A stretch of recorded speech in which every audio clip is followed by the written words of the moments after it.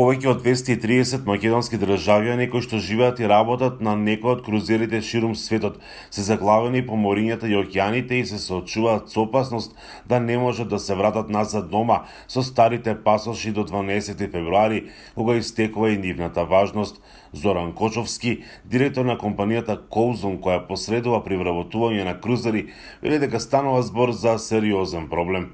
Имајќи во пред дека тие пловат по океаните и морињата, ќе се најдат во една незгодна ситуација да немаат каде да аплицираат за добивање на патен лист, а од друга страна компаниите во моментов ги форсираат да се вратат назад пред 12 февруари.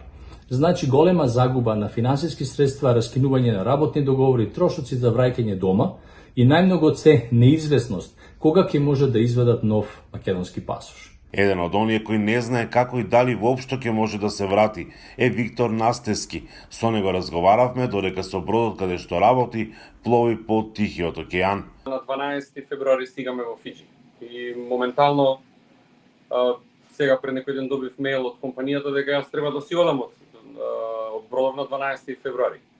Ама искрено да кажам, ни компанијата не знае што да направи, а 12 февруари веќе касно и јас ако летам на 12 февруари треба да летам преку Австралија, Катар, Турција, Белград, преку 4-5 земји и тоа ќе трае скоро 40 сати, значи на 13 би летал.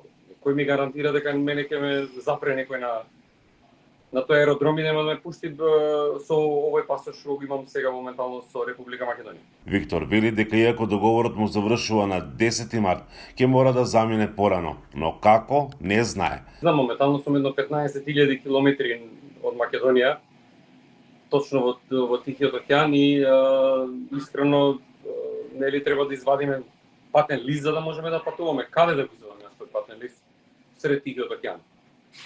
Дали има некој план за ние што работиме по бродови? И сега сме оставени на цедило и не знаеме дали може да патуваме со овој пасош или не. Буквално јас не знам што да правам во моментот.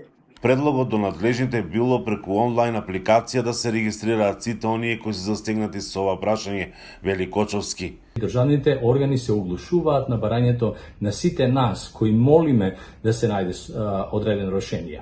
Ако тоа го направеа до сега, сигурно ние ќе имавме веќе и подетална информација каде се има заглавени македонци. Лично знам дека има заглавена група на македонци кои немаат можност да се вратат пред 12 февруари во Аргентина. Знам дека има заглавени покрај нашите морнари кои се најдуваат на одредени океани, има и група на македонци кои се најдуваат во Африка. Замислете вие да имате некого кој живее на југот на Африка, кој нема како да дојде во Македонија брзо. Јас зборував со наши луѓе кои живеат во Зимбабве, кои ни на крај паметне немаат намера да се вратат во Македонија и дури се спремни да го откажат македонското државјанство. Најдобро е, вели, во наредниве 3 месеци, односно до крајот на мај, да се даде простор за транзитирање низ било која држава во светот со старите пасоши, за да може овие луѓе да ги одработат постоечките договори и потоа без проблем да се вратат дома. Предпоставките се вели тој дека има повеќе од 20.000 македонци низ целиот свет кои се засегнати со овој проблем. Многу од нив немаат во близина ниту македонско дипломатско представништво каде можат да извадат патен лист. За Гласот на Америка од Охрид, Мики Трајковски.